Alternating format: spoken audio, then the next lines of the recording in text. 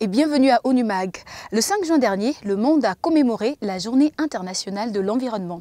À cette occasion, nous vous proposons une série sur l'engagement de la MONUSCO dans la protection de l'environnement. Rendez-vous en fin de programme pour le premier épisode. Mais avant, quelques news. Bonjour monsieur le représentant spécial, bienvenue. Merci.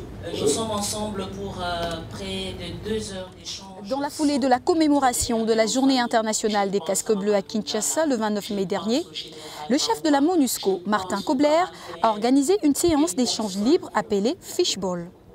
Acteurs de la société civile, journalistes notamment, ont débattu des questions d'actualité avec les responsables onusiens.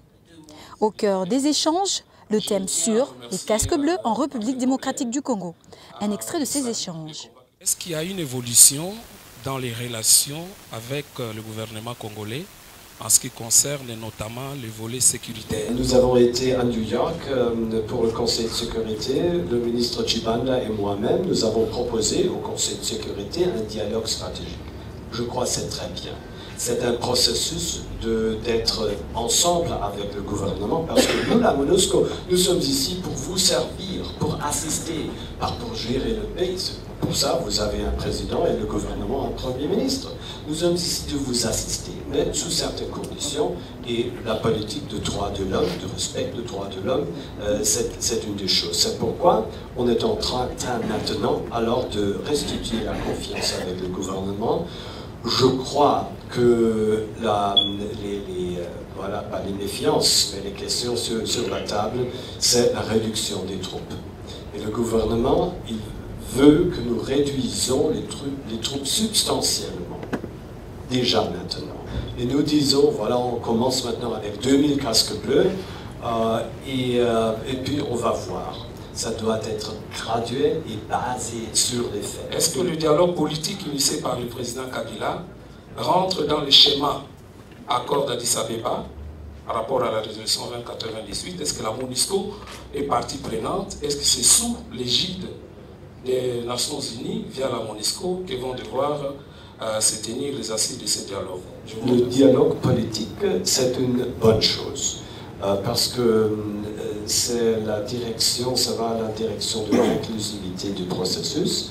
Il faut garder naturellement le calendrier électoral, mais c'est bien de parler avec alors, tous les couches sociales, aussi avec les représentants des églises, avec l'opposition, avec la majorité.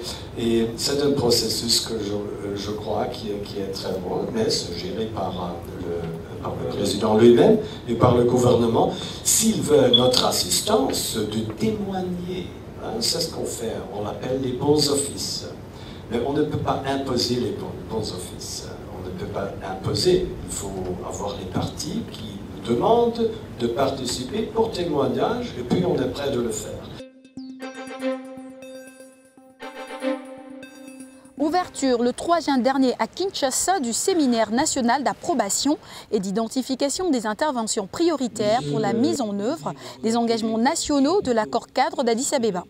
Ces assises de haut niveau ont été lancées par le vice-premier ministre et ministre de l'Intérieur, Évariste Bochab. Les résultats de notre séminaire enrichiront les dialogues politiques en cours incités par le président de la République et à terme permettront un recadrage de lettres des missions des ministres sectoriels et du budget national. Sachez, mesdames et messieurs, que les recommandations qui sortiront de ces assises auront le soutien total de notre gouvernement et du président de la République qui se sont engagés résolument à faire du Congo un pays stable, développé, prospère et émergent. L'accord cadre comprend 6 engagements nationaux pour la République démocratique du Congo, parmi lesquels la réforme du secteur de la sécurité, la consolidation de l'autorité de l'État, la réconciliation et la tolérance et la démocratisation. Il convient de souligner le caractère urgent et crucial de la prise en compte des engagements par le système national de planification, de programmation et de budgétisation. Si nous souhaitons transformer le cercle vicieux, pauvreté, instabilité et absence de paix en cadre vertueux paix, stabilité et développement, il nous faut alors allouer nos ressources limitées à des secteurs prioritaires porteurs de résilience. Rappelons que c'est en février 2013 que 11 pays africains, dont la RDC, ont sous les auspices, entre autres, des Nations Unies et de l'Union africaine, conclu un accord pour la paix, la sécurité et la coopération pour la RDC et la région des Grands Lacs. J'appelle donc l'attention du gouvernement sur la nécessité d'assurer la pérennité de la mise en œuvre des engagements nationaux à travers notamment le provisionnement des ressources budgétaires adéquates. Il me paraît également opportun de rappeler la nécessité de poursuivre le renforcement des capacités humaines, techniques et matérielles du bureau du coordinateur du mécanisme national de suivi afin qu'il puisse remplir de façon efficace ses missions de veille, suivi et rapportage exhaustif et crédible sur l'état de mise en œuvre de l'accord cadre.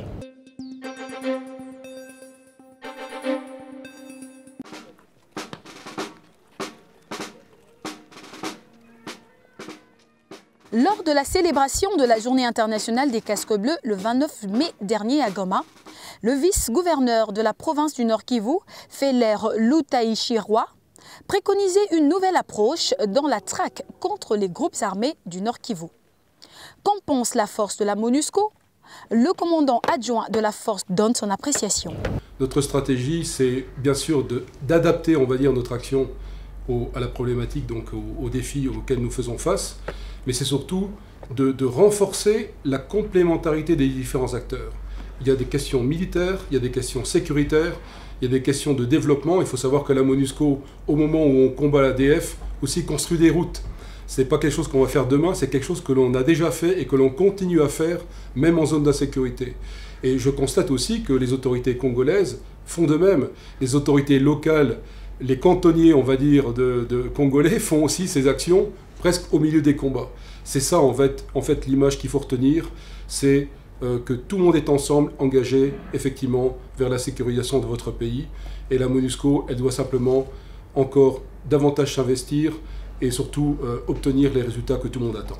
À l'occasion de la Journée mondiale de l'environnement célébrée le 5 juin de chaque année, Esteco vous propose l'implication de la MONUSCO dans la protection de l'environnement en RDC.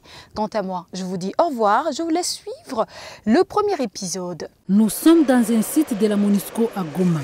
Des ordures sont collectées et bien classées. Un camion poubelle viendra les récupérer pour les transporter dans une décharge en dehors de la ville, décharge gérée par une ONG locale. Pourquoi une ONG se charge-t-elle de récupérer les immondices de la MONUSCO? Il importe d'abord de souligner que tout commence dans la cour même de la mission onusienne, où les travailleurs journaliers sont sensibilisés sur la collecte et la classification des ordures. Quand un client vient nettoyer le bureau, il prend la poubelle, il amène la poubelle à l'extérieur, là où il y a d'autres poubelles, des grandes poubelles. Et il y a deux variétés de grandes poubelles. Il y a les poubelles en couleur bleue, qui est destinée seulement pour les papiers. Il y a aussi une poubelle blanche, verte, ou bien poubelle rouge, pour d'autres variétés des immondices. Maintenant, c'est deux qualités de poubelles. La poubelle bleue, on met seulement les papiers. La poubelle d'une autre couleur, on met les bouteilles, le plastique, les feuilles de jardinage. On les met dans l'autre poubelle. En procédant à la classification des ordures de la sorte, la MONUSCO apporte sa pierre à l'édifice d'un monde sain dans un environnement sain. Que se passe-t-il par la suite? Maintenant, les poubelles de papier, nous avons un contractant qui vient prendre ces papiers et va les transformer en briquettes qui servent dans le cas des réfugiés. L'autre poubelle dans laquelle il y a les plastiques, il y a le métal, il y a aussi les feuilles de jardin. Nous avons un autre contracteur qui vient les prendre, il va les jeter dans un endroit bien approprié, là où on garde ces poubelles. Tout ce que nous ramassons par-ci par-là, aux différents sites de la MONUSCO, nous venons l'entreposer ici. Et quand on entrepose ici, nous passons à des différents systèmes de triage. Après les tri, nous faisons maintenant la valorisation de ces déchets. Maintenant, ici, proprement dit, nous sommes en face de ce que nous avons pu obtenir de la MONUSCO, farine, riz, tout ce qui est aliment, tout ce qui est résidu de l'homme, mais qui garde encore des conditions acceptables pour le végétal. C'est ainsi que, en face derrière moi, vous voyez qu'ils sont en train de préparer la nourriture pour nos pauvres. Nous sommes dans un groupe de travail qu'on appelle SAFE. Le SAFE, c'est l'accès sécurisé aux combustibles et aux énergies renouvelables. Nous avions eu à présenter notre cas au niveau de la MONUSCO. Nous avions eu cette amabilité d'avoir normalement l'autorisation de travailler avec la MONUSCO sur juste le recyclage de papier. Le papier, on les obtenait gratuitement de la MONUSCO pour permettre à ce que le bénéficiaire qui était ici à Mugunga de pouvoir travailler ces papiers et d'en trouver une alternative de cuisson. Nous sommes ici à Mounigi.